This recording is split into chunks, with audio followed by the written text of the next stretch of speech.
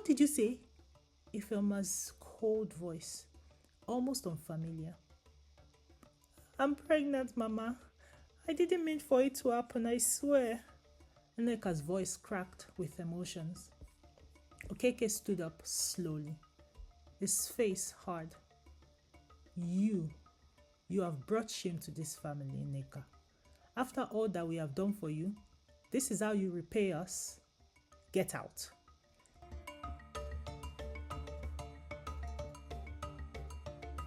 In the quiet village of Umuchu, located in the southern eastern part of Nigeria, lived a young girl named Nneka. She was 17 years old with her heart full of dreams, but her hands scarred by the hardship of life. Nneka was born into a poor family, the last of 5 children. Her father, Okeke, was a farmer, and her mother, Ifeoma, sold vegetables in the village market. They were kind people, but could barely afford to put food on the table, let alone pay for their children's education. From a young age, Nneka knew she had to fend for herself. She wasn't like most girls in the village, who could spend their afternoons gossiping or playing games under the shade of a tree. Instead, she would carry trays of oranges, bananas, or groundnuts, hawking them in the streets to the nearest town. Every penny she earned went towards her fees.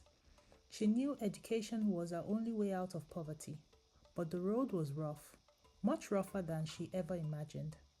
One hot afternoon, as Nneka hurried to sell some of her last oranges, a group of men standing by the road whistled at her. "Nneka, Nneka," one of them called out. "Won't you come over here and rest for a while? You're too pretty to be walking in the sun." She ignored them, her heart racing. She had heard stories of girls who had been taken advantage of by these men. She tightened her grip to the tray and quickened the pace and did not look back. The work was hard and sometimes very dangerous. There were days she would come home bruised from falling over or from narrowly escaping the grabby hands of rowdy men. At night, she cried herself to sleep, exhausted but determined to keep going. She had no choice. She had to pay her school fees. But one fateful day, everything changed. Nneka had been feeling unwell for a few weeks. At first, she thought it was the unusual stress from walking under the hot sun. But then she started noticing other signs. Her period stopped. She felt a strange fullness in her belly. One day, she couldn't bear the uncertainty anymore. She walked to a small clinic in the next village.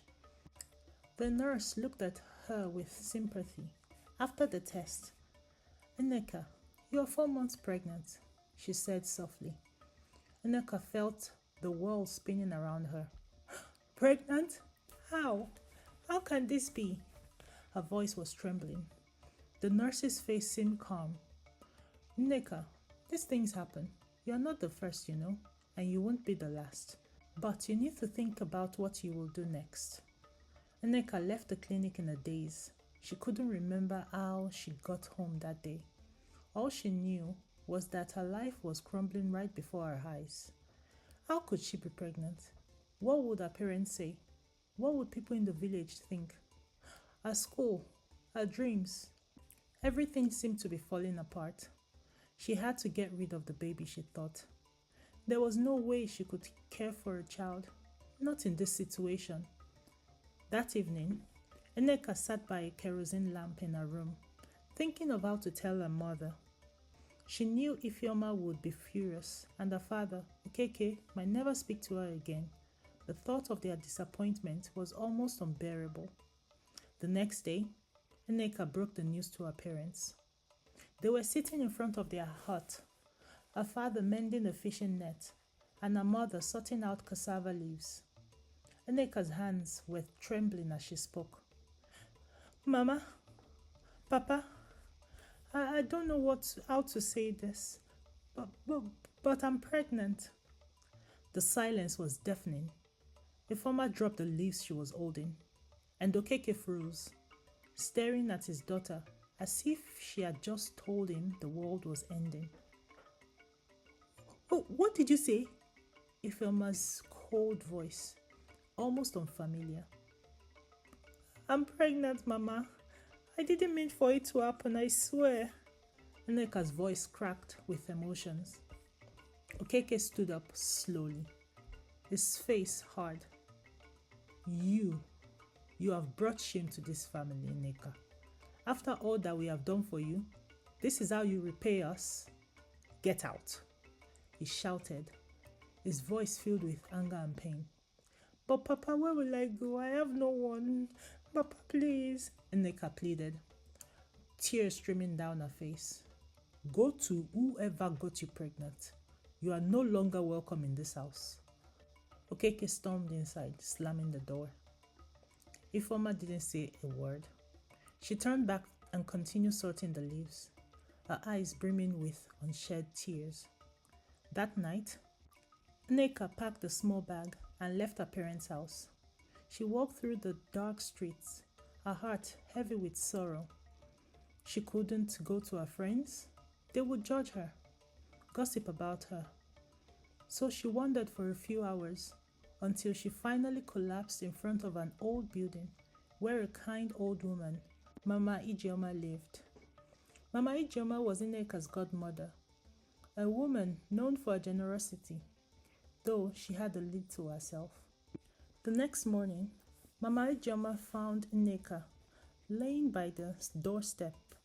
She knelt down beside her and gently touched her. "Nneka, my child, what are you doing here?" Nneka looked up, her face pale and tired. "Mama Ijeoma, I have nowhere else to go. I am pregnant and my parents have thrown me out." The old woman sighed deeply and helped Nneka inside. "Come in, my daughter. You will stay here with me for now." For the next few weeks, Nneka tried everything to get rid of the baby.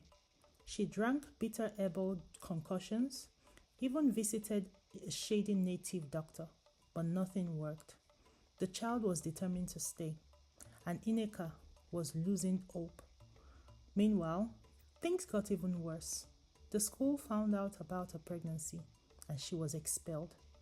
Her dreams of finishing her education seemed crushed under the weight of her mistake. But life, in a strange way, carried on. At 7 months pregnant, Nneka had a very big bump, which was concerning, as it caused her so much discomfort and pain. But she didn't think too much of it. Her mind was always occupied with the thought of how she would survive with her baby. She had no job, no income, and barely enough food to keep herself nourished. The only thing that gave her a glimmer of hope was the kindness of Mama Ijeoma, who fed her and gave her shelter.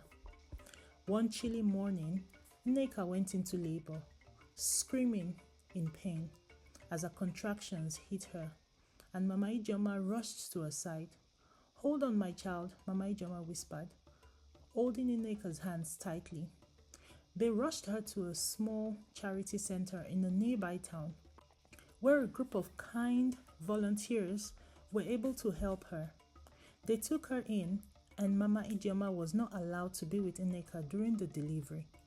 After many hours of painful labor, the volunteer midwife came out to announce that Nneka had given birth to a baby boy. When the nurse placed the baby in Nneka's arms, tears streamed down her face. She stared at the tiny life in her arms, overwhelmed with love and fear. She hadn't wanted this child, but now that he is here, she couldn't imagine life without him. "You have a very strong boy," the nurse said, smiling. Nneka looked down at her son and whispered, "I will call you Ebuka. God is truly great."